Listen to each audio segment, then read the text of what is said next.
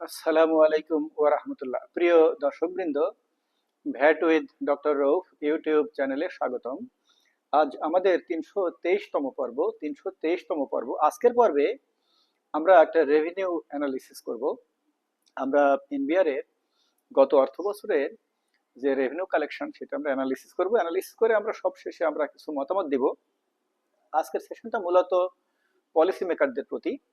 Policy মেকারদের আমরা কিছু কথা বলবো যেগুলো আমলে নিলে ভালো রাজস্ব আদায় হবে বলে আশা করি, এবং অন্যদের যে শুনতে হবে না তা না। পলিসি তো শুধু পলিসি মেকাররা তৈরি করে না, পলিসিতে অনেকের ইনপুটস থাকে। তো আপনারা যারা পলিসি মেকার ছাড়া যারা আছেন তারা তারা পলিসি মেকারদেরকে এই কথাগুলো বারবার যদি বলেন, বিভিন্ন ফোরামে যদি আপনারা এই কথাগুলো বলতে থাকেন, তাহলে পলিসির উপর একটা ভালো একটা ইম্প্যাক্ট পড়বে ইনশাল্লাহ। তো আহ, প্রথমে আমরা রেভিনিউর কথায় আসি। সম্প্রতি গত অর্থ বছরের 2025-26 অর্থ বছরের জাতীয় রাজস্ব বোর্ডের সাময়িক রাজস্ব আদায় বিবরণী প্রকাশিত হয়েছে। আপনারা জানেন, আহ, আহ, আমাদের সরকারের টোটাল যে রাজস্ব আদায় তার প্রায় 86% আদায় করে হলো এনবিআর। 86%। এবং এনবিআর মূলত তিনটে আইন দিয়ে এ রাজস্ব আদায় করে: কাস্টমস আইন, ভ্যাট আইন আর ইনকাম ট্যাক্স আইন। তো আমরা এই এনবিআর যে রাজস্ব আদায় করে এটা মূলত মূলত তিন তিন ভাগে ভাগ করা হয়। এভাবে হিসাবটা করা হয়: আমদানি পর্যায়, স্থানীয় পর্যায় আর আয়কর। আমদানি পর্যায়ে তো আপনারা বুঝতে পারেন। আর স্থানীয় পর্যায় বলতে লোকালি যে ভ্যাট, সম্পর্ক শুল্ক, ভ্যাট এনে যেটা আদায় হয় সেটাকে আমরা এক্সাইজ ডিউটি, টার্নওভার কর, এগুলোকে আমরা স্থানীয় পর্যায়ে বলি, লোকাল স্টেজ বলি। আর আয়কর তো আমরা জানি আয়করটা কি। এই হলো এই তিন তিন ভাবে রাজস্ব হিসাব করা হয় এনবিআর এর, যে ইম্পোর্ট স্টেজে এত কালেকশন, লোকাল স্টেজে এত কালেকশন, আর হলো আয়করে এত কালেকশন। তো গত অর্থ বছরে আমদানি স্তরে কাস্টম ডিউটি, ভ্যাট, সম্পর্ক শুল্ক, রেগুলেটরি ডিউটি, আদার সব মিলে আমদানি পর্যায়ে আদায় হয়েছে 1,12,119 কোটি টাকা। তো আমদানি পর্যায়ে একটা কথা বলে রাখি, আমদানি পর্যায়ে কাস্টমস আইনে আদায় হয় কাস্টমস ডিউটি এবং রেগুলেটরি ডিউটি, ভ্যাট আইনে আদায় হয় ভ্যাট এবং সম্পর্ক শুল্ক, আর হলো আয়কর আইনে যে এআইটি আদায় হয় ওটা আয়করের হিসাবের মধ্যে যায়, ওটা এ হিসাবের মধ্যে আসে না। তাহলে আমদানি পর্যায়ে আদায় হয়েছে 1,12,119 কোটি টাকা। লোকাল স্থানীয় পর্যায়ে এক্সাইজ ডিউটি, ভ্যাট, সম্পর্ক শুল্ক, টার্নওভার কর এবং আদার্স স্থানীয় পর্যায়ে আদায় হয়েছে মূলত হচ্ছে ভ্যাট আর সম্পর্ক শুল্ক। ভ্যাট আইনে স্থানীয় পর্যায়ে মূলত ভ্যাট আর সম্পর্ক শুল্ক মোট আদায় হয়েছে 1,57,734 কোটি টাকা। 1,57,734 কোটি টাকা। আর আয়কর আইনে মূলত আয়কর আর ভ্রমণ কর সামান্য আর আদার। আয়কর আইনে আদায় হয়েছে 1,45,620 কোটি টাকা। তো আবার সংক্ষেপে বলি, সেটা হলো আমদানি পর্যায়ে আদায় হয়েছে 1,12,119 কোটি টাকা, স্থানীয় পর্যায়ে 1,57,734 কোটি টাকা, আর আয়কর হলো 1,45,620 কোটি টাকা। মোট এনবিআর গত অর্থ বছরে আদায় করেছে 4,15,473 কোটি টাকা, যা তার আগের অর্থ বছরের আদায়ের তুলনায় প্রায় 12.5%-এর মতো বেশি গ্রোথ হয়েছে আর কি। তাহলে সবচেয়ে বেশি আদায় হয়েছে হলো ভ্যাটে 1,57,000 প্লাস, আয়করে 1,45,000 প্লাস, আর আমদানিতে আমদানিতে লোকাল পর্যায়ে 1,57,000 প্লাস, আমদানি আয়করে 1,45,000 প্লাস, আর আমদানিতে 1,12,000 প্লাস। এই রেভিনিউকে যদি আমরা আইন অনুযায়ী হিসাব করি, অর্থাৎ ভ্যাট আইনে কত, কাস্টমস আইনে কত, আয়কর আইনে কত, এভাবে যদি আমরা হিসাব করি, অর্থাৎ অর্থাৎ ভ্যাট আইনে লোকাল যে ভ্যাট, এসডি, টার্নওভার কর আদায় হচ্ছে, আর আমদানিতে যে ভ্যাট এবং এসডি আদায় হচ্ছে সেটা যোগ করলে আমরা ভ্যাট আইনের টোটাল কালেকশন পাই। এভাবে আমরা যদি এই তিনটে আইনে আলাদা আলাদা হিসাব করি, তাহলে তাহলে চিত্রটা কেমন দাঁড়ায় সেটা আমরা এখন দেখব। যেটা হলো, আমরা যদি ভ্যাটের আমদানি SD, local VAT, local SD, turnover কর, আদার্স আমরা হিসাব করি, তাহলে ভ্যাট আইনে মোট আদায় হয়েছে 2,24,863 কোটি টাকা। ভ্যাট আইনে আদায় হয়েছে 2,24,863 কোটি টাকা, যা মোট আদায়ের 54%। আর আয়কর আইনে আদায় হয়েছে 1,45,620 কোটি টাকা, যা মোট আদায়ের 35%। আর কাস্টমস আইনে আদায় হয়েছে সিডি এবং এসডি 39,703 কোটি টাকা, যা মোট আদায়ের 10%। আর আবগারি আইনে 1%। তাহলে আমরা যদি আইন অনুযায়ী রেভিনিউ আদায় হিসাব করি তাহলে তাহলে ভ্যাট আইনে 54%, ভ্যাট আইনে 54%, ইনকাম ট্যাক্স আইনে 35%, কাস্টমস আইনে 10%, আবগারি আইনে 1%। এই হলো মোট মোট 100%। তো এখন আসুন এখান থেকে আমরা কি পেলাম। আমরা এখন আমাদের এখান থেকে ইনসাইটসটা কি? ইনসাইটসটা হলো কাস্টমস আইনের রেভিনিউ গুরুত্ব ক্রমেই কমে যাচ্ছে। কাস্টমস আইনে আর এখন রেভিনিউর গুরুত্ব নাই। মূলত এখন স্মাগলিং প্রিভেনশন, রেগুলেটরি কমপ্লায়েন্স, আন্তর্জাতিক আইনগুলোর সাথে সমন্বয় করা, সেই আইনগুলো মেনে চলা, এই বিষয়গুলো মূলত কাস্টমস এন্ডে এখন দেখা হবে। তো কাস্টমস এর রেভিনিউ গুরুত্ব আস্তে আস্তে কমতে থাকবে। এখানে রেভিনিউ গুরুত্ব নাই। আর থাকলো ভ্যাট আর ইনকাম ট্যাক্স। তো ভ্যাটের পোর্শন আছে 54%, আর ইনকাম ট্যাক্স আইনের পোর্শন আছে 35%। অর্থাৎ ভ্যাটের চেয়ে ইনকাম ট্যাক্স প্রায় প্রায় দ্বিগুণের কাছাকাছি। তো আমরা মূল পয়েন্টে চলে আসছি। যে আমাদের রেভিনিউর একেবারে মূল ফোকাস হচ্ছে ভ্যাট আইনে। মূল ফোকাস হলো ভ্যাট আইনে প্রায় 54%, আর ইনকাম ট্যাক্স আইনে বেশ তার চেয়ে অনেক কম 35%। এখন আসেন তাহলে এই হলো রেভিনিউ আদায় হয়েছে। এই থেকে একটা কথা আমরা বলতে পারি যে রেভিনিউর যে সম্ভাবনা সেটাও এরকম, তার পার্সেন্টেজও এরকম, এবং রেভিনিউর যে লিকেজ তার পার্সেন্টেজও এরকমই কাছাকাছি। এটা হলো আজকে আমাদের একটা একটা ইনসাইটস বলতে পারেন, যে রেভিনিউর সম্ভাবনাও এরকম পার্সেন্টেজ, এবং রেভিনিউর লিকেজও এরকম পার্সেন্টেজ।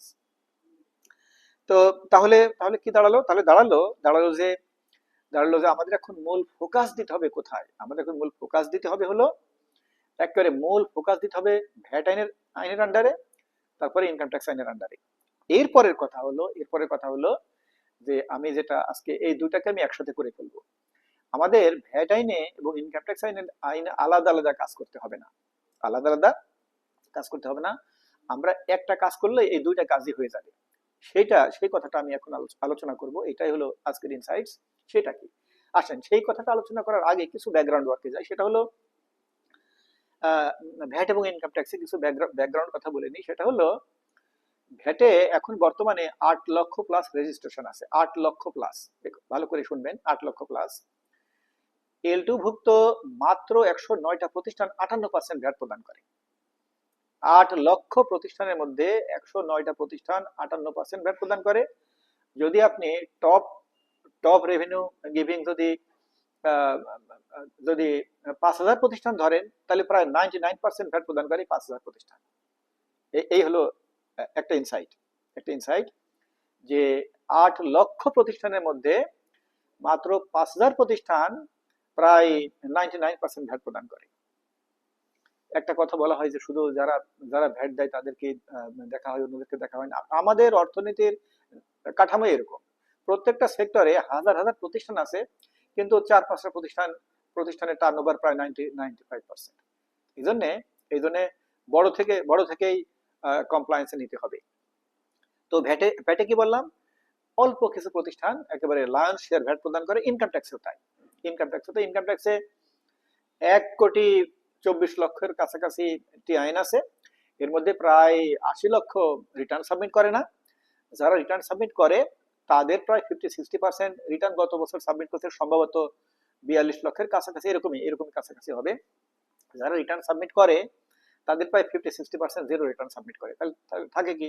তাহলে এখন থাকবে হয়তো 20-22 লক্ষ থাকবে, এরকমই থাকবে। যারা জিরো রিটার্ন সাবমিটের বাইরে হলো কর দিয়েছে, যারা কর দিয়েছে তার ভিতরে আবার 50-60% হচ্ছে মিনিমাম ট্যাক্স, মাত্র অল্প কয়েক হাজার টাকা। অর্থাৎ সবশেষে কর দিয়েছে হয়তো 10 লাখ প্রতিষ্ঠান। এর ভিতরে এই যে মিনিমাম ট্যাক্স দিয়েছে, তো এর ভিতরে সিগনিফিক্যান্ট অ্যামাউন্ট অফ ট্যাক্স দিয়েছে ম্যাক্সিমাম 50,000 প্রতিষ্ঠান। এই যে আমি যেটা বললাম, আমি তো একবারে তথ্য দেখে বলি নাই, আমার তো তথ্য অ্যাক্সেস না যাও আর কি। তাহলে যাদের তথ্যে অ্যাক্সেস আছে তারা বলুক যে আমার এই কথাটা কতদূর সঠিক আর কতদূর সঠিক না। আমি সবশেষে কি বললাম, যে সিগনিফিক্যান্ট অ্যামাউন্ট অফ ট্যাক্স দিয়েছে 50,000 প্রতিষ্ঠান। তো যাদের কাছে তথ্য আছে অথরিটি, তাদেরকে আমি আহ্বান জানাবো যে আপনারা তথ্য দেন, আপনারা বলেন যে টপ টপ যারা যারা ইনকাম ট্যাক্স দিয়েছে, টপ 10,000 প্রতিষ্ঠান মোট কত দিয়েছে, টপ 50,000 প্রতিষ্ঠান মোট কত দিয়েছে, টপ 1 লাখ প্রতিষ্ঠান মোট কত দিয়েছে, আর এই যে এই বাকি লক্ষ লক্ষ তারা কি দিয়েছে, এরকম একটা হিসাব আপনারা জাতির কাছে পেশ করেন, তাহলে বোঝা যাবে যে কোথায় আসলে আসলে ইম্পর্টেন্সটা কোথায়। তো আমি আমি আমার আমি আমার আজকে 31 বছর আমি এই রেভিনিউ এরিয়াতে কাজ করছি, আমি মূলত ভ্যাট এরিয়াতে কাজ করি। তো আমার যে অভিজ্ঞতা, আমি যে পারিপার্শ্বিকতা সবকিছু দেখে আমি আজকে এখন কি বললাম, আমি বললাম যে ভ্যাট এবং ইনকাম ট্যাক্স লায়ন শেয়ার প্রদান করে অল্প কিছু প্রতিষ্ঠান, এবং তাদের এরপরে কথা হলো যে এই যে বড় বড় প্রতিষ্ঠান যারা যারা প্রদান করছে, এইখানে লিকেজে এরকম, এখানে লিকেজে এরকম। তা আমাদের আমাদের যেটা করতে হবে সেটা হলো এই বড় বড় প্রতিষ্ঠানকে ভালো মনিটরিং এর মধ্যে আনতে হবে। এখন এখন আসেন, এখন কথা হলো যে আমি একটু আগে বলেছিলাম যে ভ্যাট এবং ইনকাম ট্যাক্সে এই আলাদা আলাদা কাজ করতে হবে না। তো আমাদের এই ভ্যাট এবং ইনকাম ট্যাক্স ফাঁকি হয় কিভাবে? ভ্যাট এবং ইনকাম ট্যাক্স ফাঁকি হয় এক পদ্ধতিতে, সেটা হলো সেল গোপন করে। ভ্যাটের ক্ষেত্রেও সেল গোপন করে, মানে সেল গোপন করলে ভ্যাটও ফাঁকি হয়ে যায়, ইনকাম ট্যাক্সও ফাঁকি হয়ে যায়। ভ্যাট দেয় তার সেল অনুসারে, সেলের উপরে মাসের শেষে ভ্যাট প্রদান করতে হয়, আর ইনকাম ট্যাক্স বছরের শেষে তার কত সেল হয়েছে, সেল থেকে কত ইনকাম হয়েছে, আর খরচ কত, তো এটা মাইনাস করে যেটা প্রফিট হয় তার উপরে ইনকাম ট্যাক্স। তো প্রফিট না হলে ইনকাম ট্যাক্স নাই। তাহলে তাহলে এই এই ফাঁকি যেটা, ভ্যাট ভ্যাট এবং ইনকাম ট্যাক্স আহরণ হয় হচ্ছে সেলের উপরে, এবং ফাঁকি হয় হচ্ছে সেল গোপন করার উপরে। আর ফাঁকি ম্যাক্সিমাম ফাঁকি ফাঁকি হচ্ছে টপ থেকে, এবং রেভিনিউ পটেনশিয়াল ম্যাক্সিমাম হচ্ছে টপে। তো সব শেষে আমাদের যেটা করতে হবে এই রেভিনিউ লিকেজ বন্ধ করতে হবে, ফাঁকি বন্ধ করতে হবে, সেল যেন গোপন করতে না পারে, এইখানে মেসেজ দিতে হবে। একটা নেশন ওয়াইড একটা খুব বড় আকারের একটা ইনভয়েস অটোমেশন সিস্টেম করতে হবে। এই এই বড় বড় প্রতিষ্ঠান থেকে শুরু করতে হবে, যে ইনভয়েস ছাড়া, ইলেকট্রনিক ইনভয়েস ছাড়া কেউ যেন কোনো সেল করতে না পারে। সাথে সাথে সেলের সাথে সাথে ইনভয়েস ইস্যু হবে, এবং এই ইনভয়েসটা সেন্ট্রাল সার্ভারে স্টোর হবে, যাতে এটাতে যেন কেউ কোনো ম্যানুপুলেশন করতে না পারে। এই হলো বাংলাদেশের এই ভ্যাটে সিগনিফিক্যান্ট ইমপ্রুভমেন্ট করার একেবারে মূল পদ্ধতি। সংস্কারমূলক যত কথাবার্তা বলা হয়, আমি বলবো যে ওই সমস্ত করে আসলে আসলে আসলে রেভিনিউ সিগনিফিক্যান্ট গ্রোথ হবে না। কি সমস্ত কথা বলা হয় যে ইউনিফর্ম ভ্যাট রেট চালু করতে হবে, ইউনিফর্ম ট্যাক্স রেট চালু করতে হবে। বলা হয় যে সব এক্সেমশন তুলে দিতে হবে, মানে ম্যাক্সিমাম তুলে দিতে হবে। এক্সেমশন তুলে দিয়ে কি করবেন? এখন যেখানে এক্সেমশন নেই সেখানে তো ভ্যাট তো সম্পূর্ণ আদায় করা সম্ভব হচ্ছে না। তো এই মেশিনারি আছে নাকি সরকারের? সেই ক্যাপাসিটি আছে? বলা হয় যে পলিসি এবং ইমপ্লিমেন্টেশন আলাদা করতে হবে। তো আমি তো একজন স্বাধীন দেশের স্বাধীন নাগরিক, আমার তো স্বাধীন মতামত আমি দিতেই পারি। আর তাছাড়া আমি 31 বছর আমি এই এরিয়াতে কাজ করছি, আমার তো মতামত দেওয়ার একটা নৈতিক অধিকারও আছে। তো আমি সবশেষে যেটা বললাম সেটা হলো এই সংস্কারের যে সমস্ত কথাবার্তা বলা হয়, এই সমস্ত কথাবার্তা দিয়ে সংস্কার হবে না। এগুলো বাস্তবায়ন করতে পারলেও সংস্কার হবে না, বাস্তবায়ন তো করা যাবে না, আহ, করতে পারলেও সংস্কার হবে না। সংস্কারের একেবারে মূল ফোকাস হতে হবে যে বড় বড় প্রতিষ্ঠান একেবারে ধরে নেন যে একেবারে ভ্যাট ইনকাম ট্যাক্স পুরোটা কভার করতে হলে ধরেন আমার মনে হয় যে 50,000 প্রতিষ্ঠান বা সবশেষে 1 লাখ প্রতিষ্ঠান, বাকিগুলো দেখতে হবে আস্তে আস্তে। এই প্রতিষ্ঠানগুলো যেন সেল গোপন করতে না পারে, এই জন্য একটা একটা খুব ভালো একটা অটোমেটেড ইনভয়েস সিস্টেম করতে হবে। এটা করতে খুব বেশি টাকা খরচ হয় না, সিদ্ধান্ত দরকার। সিস্টেম করতে হবে যেন ইনভয়েস ছাড়া যেন কেউ কোনো সেল করতে না পারে। এই হলো বাংলাদেশের রেভিনিউ রিফর্মের, এই হলো একেবারে মূল কথা। তো প্রিয় দর্শক বৃন্দ, আপনারা যদি আমার কথায় যদি কোনো উইজডম দেখে থাকেন, তাহলে দয়া করে আপনারা সব ফোরাম এই কথা বলতে থাকবেন। আমরা আমরা একটা অটোমেটেড ইনভয়েস সিস্টেম চালু করব। অনেক ধন্যবাদ। খোদা হাফেজ। আসসালামু আলাইকুম ওয়া রাহমাতুল্লাহ।